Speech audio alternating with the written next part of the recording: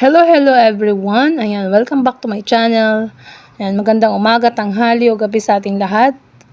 So guys, nandito na naman ako for another reaction video. Ang re-reaction na natin ay ang upload po ni Kuya Juan TV or si Kuya Ato. So natatanda nyo naman siguro si Kuya Ato, ang isang kasama ng KRT Boys o kasama sa EDC na nagpapatawa, no? Kasama ni Yo. Siya si B1. Si Kuya B1 or 1TV Vlogs ay iisa or si Kuya Ato. So, syempre, bago ko umpisa ng ating reaction video, please support and subscribe Kalingap Rob, Kuya Bal Santos Matubang, Ate Edna, lahat ng KRT Voice, Kalingap Edu, Kuya Jello, si 1TV Vlogs ang may-ari ng video ito, at saka ang bagong kasama nila sin Kalingap Norman, Ian Ramirez and Kuya Niel. So guys, hindi na ako magpapaligoy-ligoy pa. Umpisahan na natin to guys, isang maikling reaction video. Kuya Cedric. Hello po. Kuya, Hello. ano po masasabi niyo po doon sa dalawa po? Ano po masasabi mo sa dalawa po? Sila pa rin. Ano? Sorry. Sabi Bilang po. cameraman. Nakangiti lang ako. So, nagtanong si Kuya Ato kay Cedric kung ano masasabi niya sa dalawa, kay Edo at Beyonce. At sabi nga ni Cedric bilang cameraman ay malagkit ang tinginan. No? Ulitin nga natin, guys. Masasabi niyo po doon sa dalawa po? Ano po masasabi mo sa dalawa po? Sila pa rin. Ano? Sorry. Sabi Bilang po. cameraman. Nakangiti lang ako. Titigan pa lang. Lagkit. Ayun. So, sabi ni Cedric, bilang cameraman, titigan pa lang, nakangiti. At ang titigan daw nila ay malagkit. No? Malagkit ang titigan ng ng EDC, ni Edo at Beyonce. Parang normal na lang ba? Parang normal na lang sa kanila yon na ganon sila magtitigan. No, guys? Titigan pa lang. Lagkit. Nagkit po. Grabe. Parang kayo din po na Ate Cedric Ato, po. kamusta? Sabi ni Kuya Ato, parang kayo din ba ni Roseanne? Yan, shoutout kay Roseanne and Cedric. Ayan. Po na Ate Cedric Ato, po. kamusta yung pagkain? Matusok ka dyan. Okay naman po. Sarap po eh. Arman, matusok ka dyan. Mga kalingap, biglaan pong interview po kay Kuya Nel. Ay, grabe yan. Ambush yan ah. Bago po ang lahat ay siyempre So, ayan, interviewin din si Kuya Niel at si Kuya Ian Ramirez. Andito din, no? So, play natin, guys. Ambush yan ah. bago po ang lahat ay siyempre subscribe natin ang channel po ni Kuya Nel. Salamat. And bago din po ang lahat, subscribe po Bias natin. siya eh. But subscribe din po natin. Alam kong Open ka bro. sorry po. Hindi pa po. Interview? Hindi pa po kasi po naumpisa pa lang po eh. Ambos pa lang po. Intro pa lang. Sabay na lang po kayo. Sabay na lang po kayo sa magot. Opo. Tampo agad eh. Apo. Grabe. Hindi gusto ko. So, ito, interviewin din si Ian Ramirez and also Kuya Niel. Kung syempre, tatanungin kung ano napapansin sa dalawa nating bida. Ayan, so play natin, guys. Bida ko. Sige po. Ano na lang po. Tanong ko po. Oh. Tapos sagot niyo po. Ay, logic yan. Opo. Logic na naman. Logic po yan. Ay, basic yan sa amin. Basic po. Yun na lang. Kaya na lang po. Basic po ito. Word Logic. yan eh. Opo. Ano pong logic? Bakit po gano'n sila magtinginan ni Kalingap Edo sa kanya Ate Bea? Ayan, tinanong ni 1TV or Kuya Ato kung ano ang logic sa tinginan ni Edo at Beyonce. So, di ba guys, sabi, ano ang logic sa tinginan ni Edo at Beyonce? So, tuloy natin. Ano nga ba ang logic, Kuya Niel? Yan si po. Bakit yun sila magtinginan? Kasi nahanap ni Edo yung key. So, nahanap na daw ni Edo ang susi. Ang key.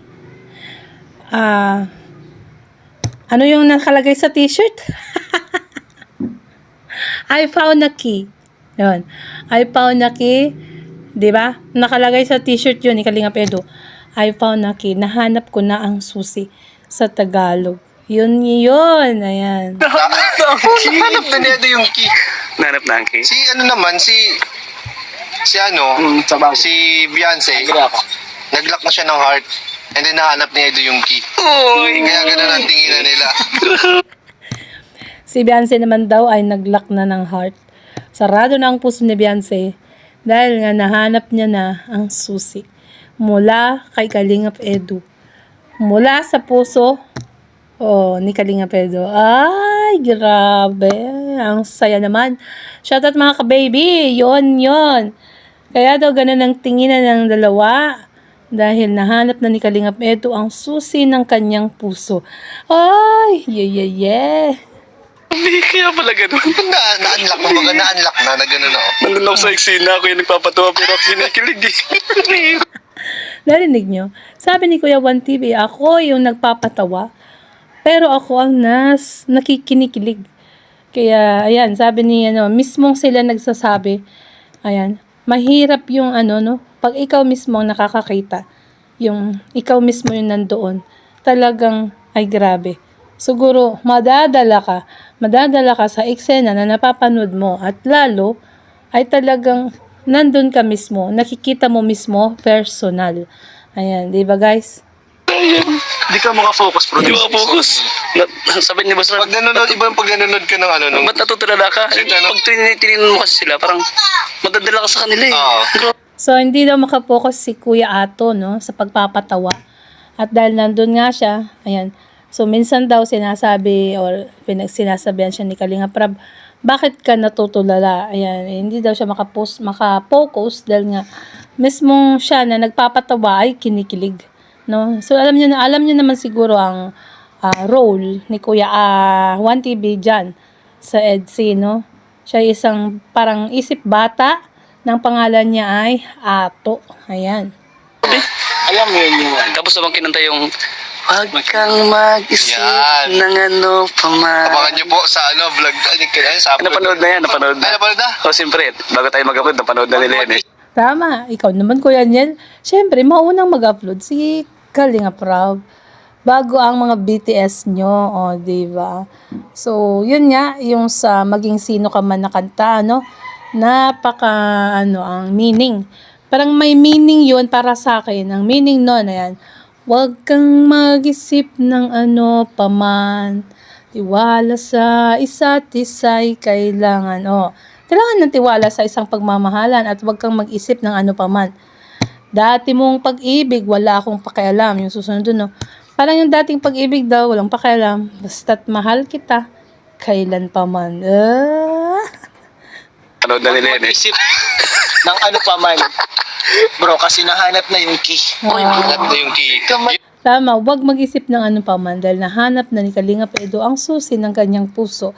Ang kanyang puso na nalulumbay ay nandyan na ang susi. So, anong mangyayari?